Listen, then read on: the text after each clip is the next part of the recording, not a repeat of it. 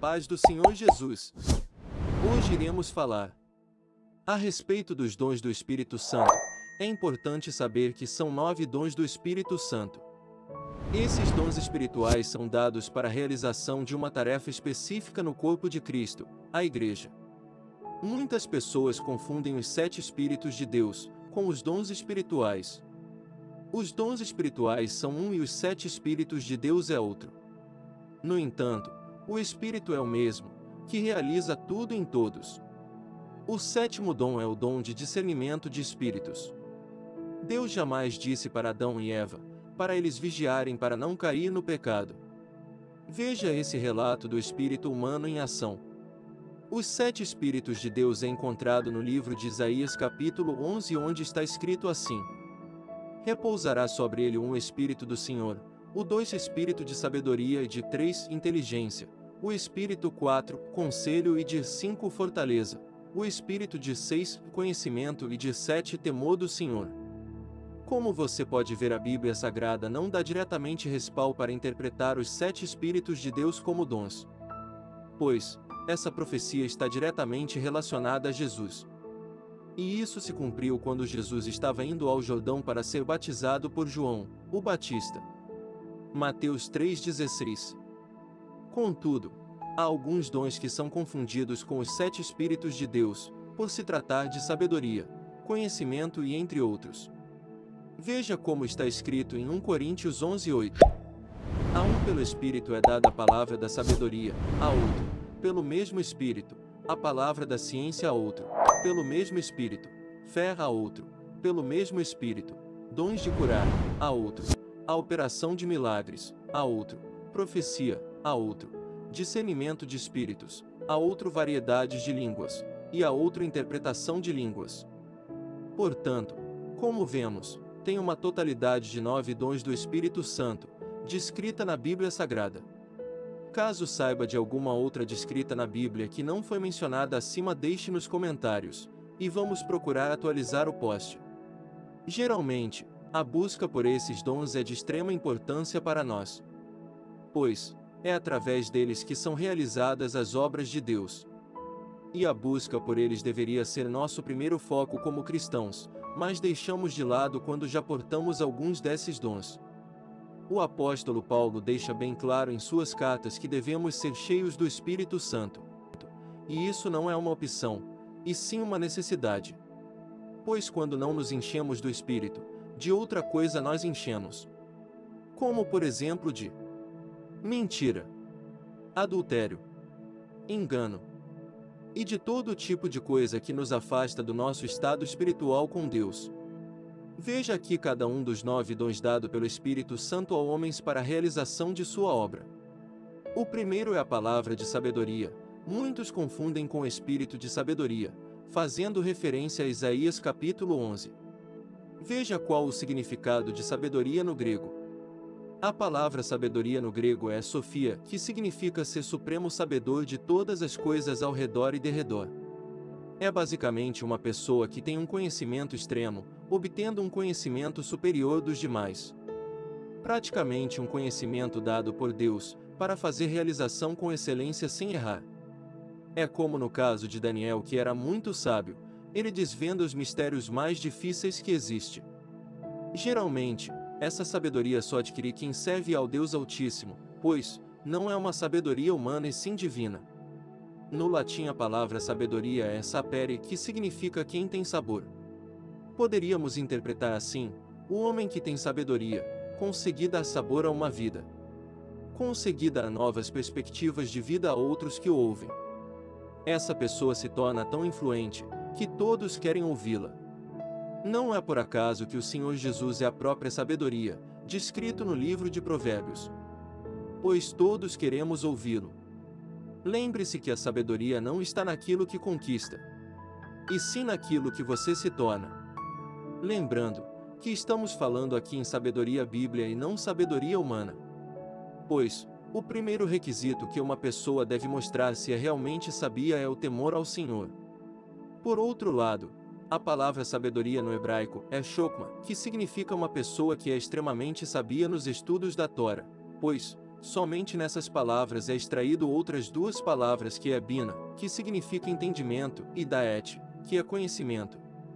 Em um resumo simples sobre a palavra sabedoria, podemos apontar que a palavra sabedoria significa uma pessoa que adquire autoconhecimento e eficácia na aplicação de suas ideias. Em segundo lugar, vemos o dom da palavra da ciência.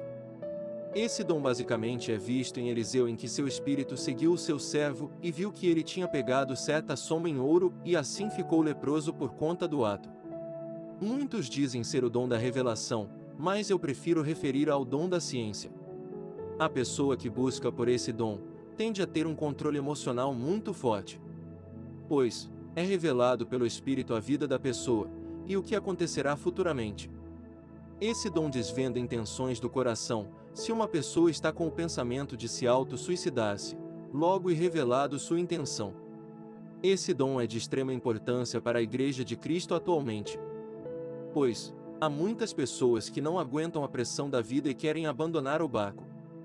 Vemos que Deus fala por muitos meios, seja na palavra da ciência, revelação, ou até mesmo em louvores.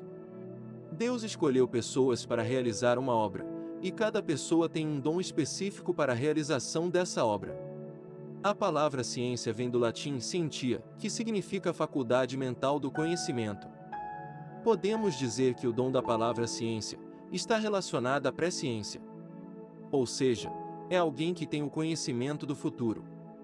E por esse caso que muito descrevem esse dom como o dom da revelação, por se tratar de alguém que saiba do futuro. E todos nós sabemos que somente Deus sabe do futuro. No entanto, o profeta Eliseu tinha esse dom, o dom da ciência. Pois, vemos isso quando a sunamita foi atrás de Eliseu por causa de seu filho que tinha morrido. E Eliseu de longe avistou ela e disse para seu servo ir ter com ela, para perguntar se ia bem com ela, com seu marido e seu filho. E ela respondeu que sim. Mas, por fim ela caiu aos seus pés, e Eliseu logo falou: sua alma está amargurada, e o Senhor o escondeu de mim e nada me revelou. Há uma razão para Deus ter escondido isso de Eliseu, pois ele estava sendo provado por Deus.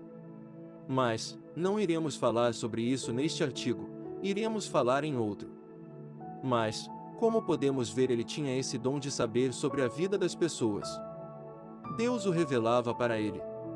E vemos claramente que Deus tinha ocultado dele a vida da sunamita. Outro caso também da palavra da ciência, vemos em Pedro. No caso de Ananias e Safira, um casal que vendeu uma propriedade e reteve parte do valor, levando apenas os restos para depositar nos pés dos apóstolos. Vemos claramente que Pedro sabia o que Ananias tinha feito. Vejamos o texto em Atos dos Apóstolos capítulo 5. Disse então Pedro: Ananias, por que encheu Satanás o teu coração, para que mentisses ao Espírito Santo, retendo parte do valor da propriedade? Guardando-a não ficava para ti, e vendida, não estava em teu poder. Por que planejaste isso em teu coração? Não mentiste aos homens, mas a Deus. É bem difícil a interpretação desse versículo, pois dá-se a entender que Deus o matou por conta do dinheiro que reteve. Quando analisamos cuidadosamente, vemos que não foi pelo dinheiro que Deus o matou, e sim porque ele mentiu para o Espírito Santo. Pois, Pedro diz claramente que o dinheiro era dele, e ele não precisaria dar nada. Mas, não vamos aprofundar nesse assunto. No entanto, vemos ali que a palavra da ciência era um dos dons que o apóstolo Pedro tinha. O terceiro dom espiritual é o dom da fé. Há outro, pelo mesmo Espírito, fé. A respeito disso vemos claramente que a fé é um dom e que nenhuma pessoa é capaz de produzi-la por si só. Em outras palavras, a fé é um dom dado por Deus para que possamos acreditar nele. E a fé não é um dom a ser pedido e sim a ser aperfeiçoado e aumentado. Porque não tem como falarmos que não temos fé. Sendo que acreditamos em Deus, podemos sim afirmar que temos pouca fé. Vamos lembrar de um relato que ocorreu com os discípulos de Jesus Cristo. Quando um deles pediu para que Jesus aumentasse em sua fé, disseram então os apóstolos ao Senhor: aumenta-nos a fé. Esse cenário foi um cenário onde havia muito escândalo. E Jesus deixa bem claro em questão da fé, que o perdão anda de mão dada. Pois, ele diz que devemos perdoar, mesmo que nosso irmão peque contra nós 7 vezes no dia. Isso nos traz um alívio ao coração, porque se Jesus fala para nós perdoarmos 7 vezes ao dia, imagina ele, às vezes nos sentimos tristes e desamparados por ter pecado contra o Senhor em um dia. Às vezes temos até vergonha de expor a ele nosso pecado, por vergonha. No entanto, Jesus ele nos perdoa, mesmo que pecarmos 7 vezes em um dia contra ele, ainda assim, ele nos perdoa. Não estou dizendo que devemos pecar, para abusar da bondade de Deus. Mas Deus sabe o dia e a hora que iremos pecar contra ele. E mesmo assim ele nos escolheu. Se você é escolhido por Deus e tenha pecado, não esquenta, dobre seu joelho e clama a ele. Ele não mudou. Ele te escolheu mesmo sabendo que você ia errar. Avançar e cair não é um problema para Deus. O problema é nós fazermos casa no buraco que caímos. Levante-se e ande.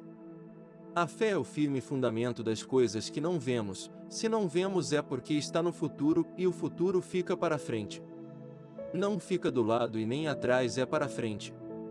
Palavra fé no hebraico é emuna, e segundo um rabino a palavra fé significa confirmar aquilo que está escrito. No Antigo Testamento a palavra emuna é relacionada à fidelidade. A palavra fé no grego é pistis, significa convicção da verdade de algo. Ou seja, quando é relacionamento à fé bíblia, isso aponta para acreditar em Deus e em seus feitos. Acreditando nas obras passadas, presentes e futuramente. O quarto dom espiritual é dons de curar. Há outro, pelo mesmo Espírito, dons de curar. O dom da cura é praticamente derramado em toda pessoa que se converte a Cristo. Pois, passado um período, ela servirá para curar outras pessoas. A cura pode atingir as 3 dimensões do homem, seja no corpo, na alma e no espírito. Todas elas sofrem ou sofreram por doença. Na verdade, o espírito não precisa de cura e sim ser despertado do sono profundo. Esse sono só é despertado mediante a palavra de Deus. O maior problema é a cura da alma. A alma é impaciente e inconstante. Quando somos levados por ela, ela nos leva a lugares mais fáceis. Porém, lugares perigosos onde um deslize nos leva ao fracasso e até a morte. O dom de cura é visto em pessoas que sabem se comunicar e levantar quem está caído e desanimado. E claro que há também a cura do corpo, mas sem a cura da alma o seu corpo sempre ficará doente. Por isso que o tratamento de Deus sempre começa de dentro para fora e não de fora para dentro. Uma análise clínica do texto em Gênesis, falando a respeito da criação do homem. E o homem passou a ser alma vivente. O homem não é uma alma vivente que tem um espírito e um corpo. Homem é um espírito que tem uma alma e um corpo. Vemos que o segredo está em passou a ser, e isso é comprovado no livro de Zacarias capítulo 12:1. Funda a terra e forma o espírito do homem dentro dele. Outro texto que nos afirma isso é Efésios 1:4, que diz: Pois nos elegeu nele antes da fundação do mundo. Por isso é importante entender esse dom perfeitamente, para que haja cura no corpo e na alma e um despertamento do espírito. Jesus já nos salvou no espírito, estamos em processo de salvação na alma, e no grande dia Jesus salvará nosso corpo. Portanto, o dom de cura é essencial, porque Deus nos quer por completo. O quinto dom é o dom de operação de milagres. Há outro, a operação de milagres. Um exemplo de operação de milagre está registrado no livro de Reis de Israel. Quando Eliseu pega sua capa e dividia o rio Jordão em 2. Aquilo é uma operação de milagre, vemos ali uma intervenção no curso da natureza.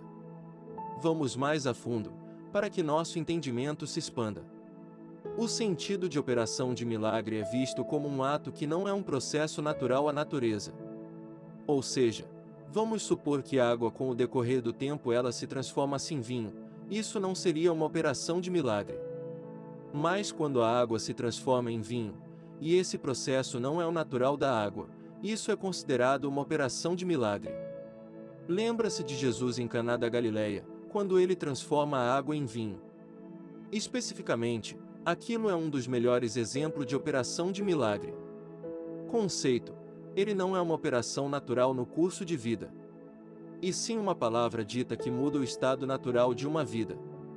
Outro exemplo disso é visto no caso de Ezequias. Deus tinha estabelecido que ele iria morrer. No entanto, por súplicas ao Senhor, Deus mudou o estado de vida dele. Ou seja, algo já estabelecido, mudou seu estado natural de vida. Deus dita o estado natural do mundo, e quando ele muda isso é uma operação de milagre. É como um homem que nasceu cego, se ele começar a ver é sinal de uma operação de milagre, mudando o estado natural. Agora um homem que nasceu com os olhos bons e no decorrer da vida perdi sua visão e com o tempo Deus cura. Esse é o dom de cura. Outro exemplo disso é de Arão quando joga a vara no chão e ela se transforma em serpente. Veja, não é algo natural a vara se transformar em serpente. Operação de milagre. Tem muitos outros exemplos, mas o conceito aqui é tudo aquilo que seja fora do curso natural de vida é uma operação de milagre. O sexto dom é o dom da profecia. Há outro, profecia. Um conceito bem simples do dom de profecia é exatamente a capacidade de pregar a palavra de Deus.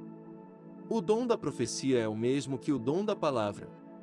Ou seja, é um dom de fácil entendimento dos mistérios de Deus escrito na Bíblia Sagrada.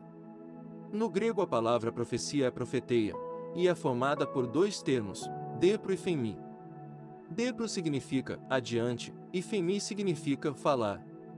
Geralmente, um profeta profetiza as palavras de Deus e em raros momentos profetiza algo de si mesmo. Um exemplo disso é Elias, que profetizou segundo sua palavra. Isso não é normal, um profeta ficar profetizando com frequência segundo sua palavra, pois profeta só profetiza o que Deus fala. Porque a palavra profetizar no grego é profeteine, que tem o significado de falar em nome de alguém, em favor de alguém. Jesus foi uma prova viva disso, quando disse que veio fazer a vontade do Pai. Que veio cumprir a Escritura Sagrada, ou seja, cumprir a profecia. Portanto, o dom de profecia é basicamente cumprir o que está escrito na Bíblia Sagrada. Nunca pode ser confundo com profecias, é somente profecia. O sétimo dom é o dom de discernimento de espíritos. E outro, discernimento de espíritos. De uma forma bem clara sobre esse dom, ele constitui-se em saber examinar e discernir espíritos. São eles o agir do Espírito de Deus, o espírito humano e o espírito maligno. Esse dom é bem útil e de grande necessidade na Igreja de Jesus Cristo. Pois, por ter esse dom é quase que impossível ser enganado pelo maligno. Geralmente, quem é portador deste dom sabe examinar bem o comportamento de pessoas na igreja ou fora dela, sabendo quem falou com ela. Um relato onde vemos esse dom em ação é através do apóstolo Paulo, onde ele repreende um espírito maligno de uma jovem. Vendo bem, podemos ver que era de difícil discernimento, pois ela estava falando que eles eram servos do Deus Altíssimo e estavam pregando palavras de salvação. Mesmo assim, Paulo viu quem estava por trás daquela ação, e logo repreendeu aquele espírito. Esse dom nos faz identificar qual espírito está impulsionando ou influenciando uma determinada ação. Muitos atribuem a uma ação errada da primeira mulher, Eva, de falta de discernimento. No entanto, não tem como atribuir a ela a falta desse domingo. Porque ela era inocente, e não tinha o porquê ela possuir esse dom espiritual. Deus jamais disse para Adão e Eva, para eles vigiarem para não cair no pecado. Deus disse para eles obedecerem e não comerem da árvore do conhecimento do bem e do mal. Veja que o discernimento de espíritos veio a partir dessa desobediência. Pois, Eva jamais disse que foi o diabo que tinha enganado ela, ela se referiu à serpente. Somente Deus sabia que a serpente era Satanás. Às vezes atribuímos a culpa tudo para Adão e Eva, por eles terem pecado. Mas, quando analisamos bem nossa vida, vemos que somos piores do que eles. Jesus nos colocou no mesmo estado de Adão e Eva, quando morreu na cruz. E Jesus deixou uma mensagem para nós. Não pequeis mais. Será que passado o tempo, nós não temos pecado mais? Será que depois dele nos limpar, temos encarado um lamaçal novamente? Essa é uma pergunta que deve ser respondida para nós mesmos. Veja esse relato do espírito humano em ação. Pedro, porém, chamando-o à parte, começou a admoestá-lo, dizendo: Deus seja gracioso contigo, Senhor. De modo algum isso jamais te acontecerá. Mateus 16. Vemos que Pedro tentou confortar Jesus com suas palavras. Mas, Jesus sabia que Pedro estava falando aquilo apenas para tirar de si aquele difícil fardo. Vemos também que o próprio Pedro foi vítima de uma influência de um espírito maligno. Quando Jesus o repreendeu. Veja esse relato do espírito maligno em ação. Pois, como está escrito, aos seus anjos ordenará a teu respeito, para que te protejam, eles te sustentarão sobre suas mãos para que não batas com teu pé contra alguma pedra. Lucas 4. É visto claramente que o diabo começou a citar as Escrituras para ter com Jesus, para enganá-lo. No entanto, Jesus era a própria palavra de Deus encarnada. E não caiu na lábia satânica. Vemos aqui um detalhe bem importante, porque o espírito maligno age através de meias-verdades. Meias-verdades sempre será mentira, só que é uma mentira embalada. Ele procura fazer voltas, para enganar. E quem tem o dom de discernimento de espíritos conseguem perceber sua ação. Geralmente, o portador deste dom é bem instruído nas Escrituras Sagradas. Os últimos dois dons são o dom de variedade de línguas e interpretação de línguas, que vamos em breve fazer uma análise mais profundas. Em breve estaremos postando esses dois últimos dons. Gostou deste post? Compartilhe no Facebook ou em suas redes sociais. Deus abençoe.